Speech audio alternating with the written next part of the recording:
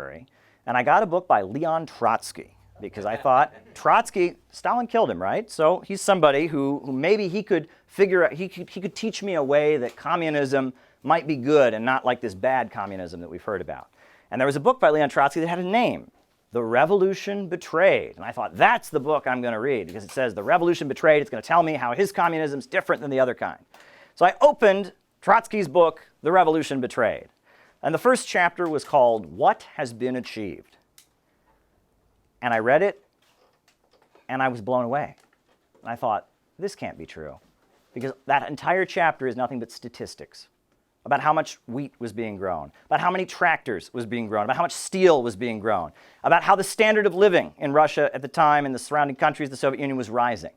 And page after page, I'm reading all these numbers, and I'm saying, wait a second, I've been told that communism completely failed. I've been told that no socialist country had ever raised living standards. I've been told that economically socialism doesn't work.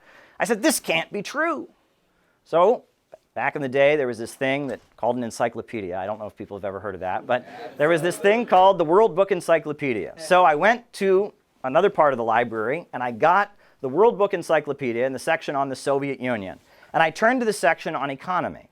And what I found was about 2 paragraphs that said, the Soviet Union has substantially increased living standards. They've industrialized the country. They've built a modern education system. And of course, it's only 2 paragraphs, and the rest is about, famines and hardship. But I thought, wait a second, there's a problem here. There's a concept. If you read Adolf Hitler's book, Mein Kampf, the fascist rant, he talks about the concept of a big lie, and how when you lie, and you lie big, people are more likely to believe it because they just can't comprehend it. Everyone tells a little white lie here and there. But when you tell a big lie, and that big lie is everywhere, and it's just being promoted, and it's a really big lie, people are more likely to believe it because they just can't comprehend it not being true.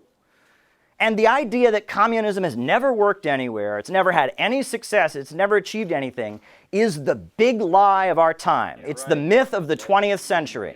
And it is hanging over all of our heads. If we cannot refute it, we have nothing. Amen. In the United States, when people go to you and you say, you advocate socialism or communism, they say, well, everywhere that's ever been achieved, it's completely failed.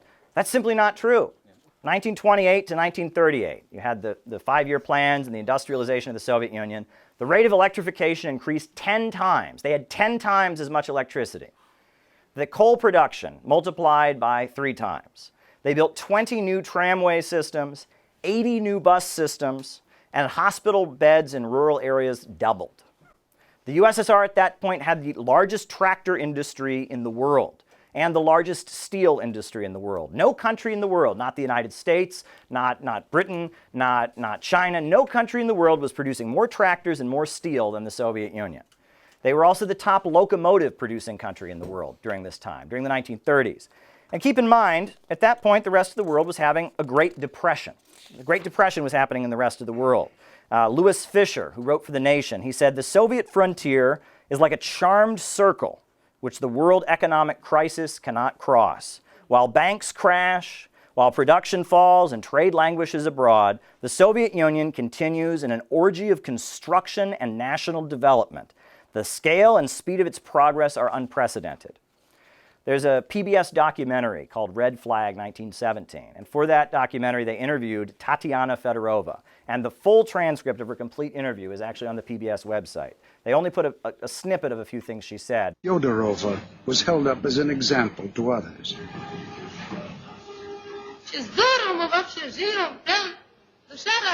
We live so well. Our hearts are so joyful.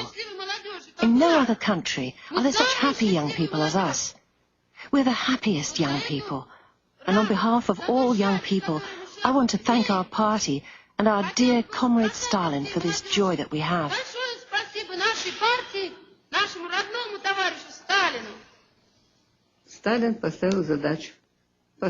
Stalin set a task. Build this or build that. And thanks to the fact that people trusted him and this enthusiasm of young people, it was possible. Remember, this was a country where people were illiterate, lived in virtual darkness. wore birch bark shoes. Even now, I think it's like something out of a fairy tale. How was it possible, at one of the most difficult times, to raise these great construction sites? It was only possible through the unity of the people, and the love of the people for their idol. Because for us, Stalin was an idol.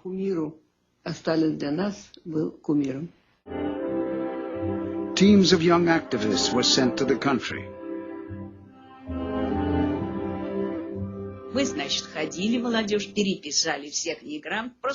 We went from house to house in search of illiterate people. We made a note of their names. We then found suitable rooms to hold classes in. Learning to write would open new doors for those trapped at the bottom of society. One woman who couldn't attend classes because of her child at home was helped by Anastasia Denisova. Я сказала, что вот тебе учебник, вот будешь заниматься. I said, here's a textbook for you. I'll come to you so you can learn to read at home. I remember vividly that when the baby cried, she carried on writing with one hand while she rocked him with the other. She was so keen to study. I'll always remember her striving for knowledge and enlightenment. It was immense. Просто-напросто была огромная.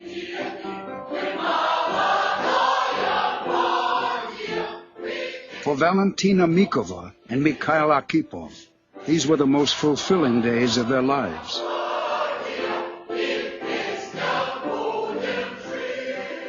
На строительстве домен был один экскаватор. И то плохой. There was one excavator at the blast furnace building site, and it wasn't always reliable. So we dug all the foundations by hand. Понимаете, копошатся люди. The trench would be teeming with people. One takes the earth, throws it to the level above. The second person throws it to the third to the fourth, up to 5 or 6 levels. That was how we got the earth out of the trench. Then it was taken away in wheelbarrows. We worked in such a friendly way. It was such a good time. There wasn't so much to eat. We weren't well dressed. We were simply very happy. Happy because we were making our personal contribution. And they asked her about what was her proudest moment. And she said it was when the first train went by. It was when the noise of the motor of the first train went by in this clean tunnel, which we had until then only seen ordinary little carriages. You can't compare that feeling to anything. The construction workers who felt that will feel it forever. No one was forced to do it. We didn't have to do it, but everyone wanted to do it. It was very hard to explain, but it was the time of enthusiasts. At the time, it was said that communism is the young people of the world, and we were the young people of those years. Each of us tried to build a foundation of the structures with great joy. It was like a happy song. Many countries repeated this process. Romania, for example. This is a great source, right? I always joke that there's 2 media types in the United States. There's the media that's meant for like mass consumption to tell us what to think. And then there's like the media that the capitalists actually use to like make their business calculations and decisions. And if you want a good source on the history of socialist construction and its successes, I would encourage you to check out the Library of Congress, U.S. Library of Congress Country Studies. For example, Romania was a socialist country. Between 1950 and 1971, the number of hospital beds per 1,000 people in Romania more than doubled. The number of doctors per 1,000 people increased by 25%. The infant mortality rate was reduced by more than 75%. In 1945, only 27% of people were able to read and write in Romania. By 1966, according to the U.S. Library of Congress, illiteracy had been eradicated in Romania. By 1970, the number of teachers... By 1970, the number of teachers had tripled, and the number of university professors in Romania had gone from only 2,000 before World War II to 13,000. How can people say this is not progress?